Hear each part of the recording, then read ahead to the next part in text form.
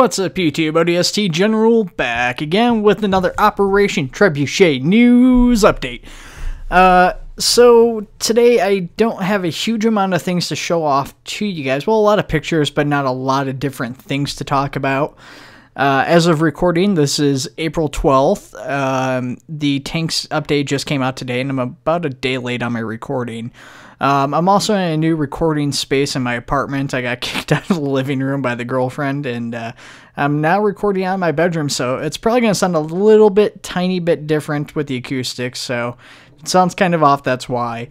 Other than that, let's go ahead and jump into the Optray update stuff.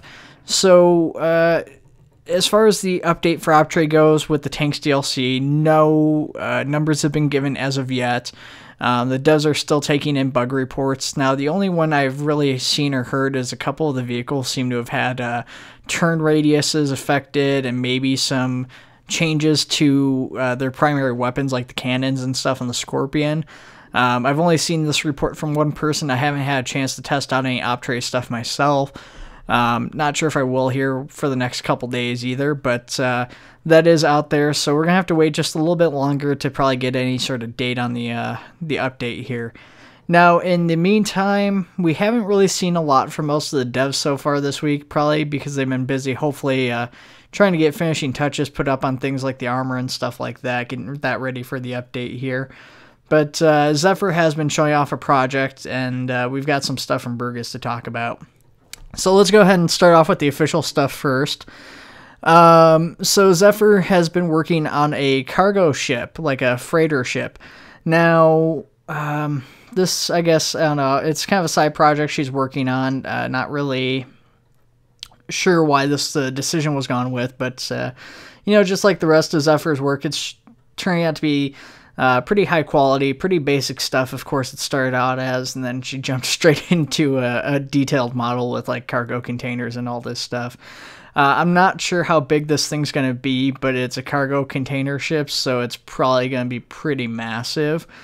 So just kind of going through the screenshots, you guys have seen, like, the base model, the exterior for it. She's shown off a bunch of vents and tubes and stuff that will be all over it. We've got a couple of interior shots with a model to kind of give you guys a sizing idea.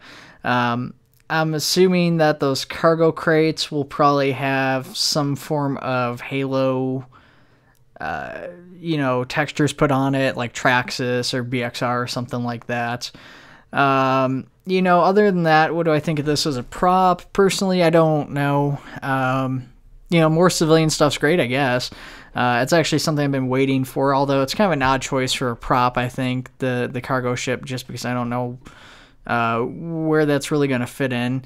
I guess, you know, since we've got Tim working on the concept boat from Halo, it might be a lot more useful in the not too distant future as like a prop, maybe like boarding to fight off like insurrectionist pirates or something like that.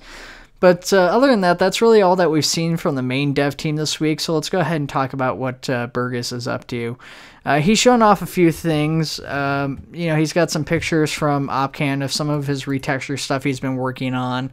I believe the first one we're looking at here is supposed to be kind of based off like the Reach camo patterns. Now, bear in mind, this is, of course, work in progress.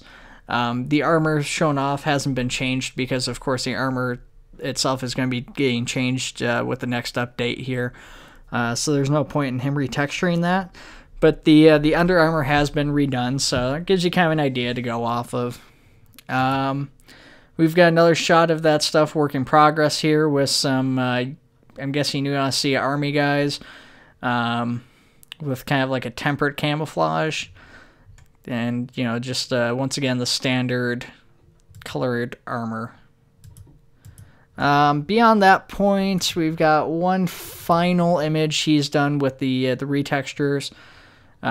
Looks like the Reach kit, so you've got the ODSTs and you've got the UNSC Army guys once again, but nothing really of note in there that's way different from the other stuff. So then Burgess did talk about the Halo 3 Marines apparently getting, I think they got removed, it sounds like, or they will be getting removed from Opcan. Now, I may have understood this incorrectly, but I'm not positive on that, so I do apologize if this is not the case. But it sounds like they will be getting removed. Those files, it sounds like, were lost with all the computer issues Burgess had. It sounds like Morthon wants to rework those at some point after, I'm presuming he's done with the Brutes. So I guess at that point we'll have to wait and see what happens to the armor.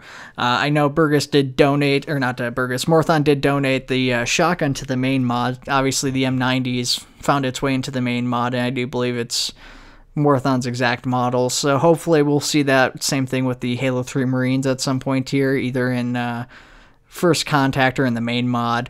But to make it up, Burgess has been working on redoing some of the armor he was working on prior to all his computer issues, which is kind of his culmination of like the Halo Wars and Halo 2 Anniversary Marines and stuff. So it's kind of like an Insurrection-era Marine helmet. So it's pretty neat stuff.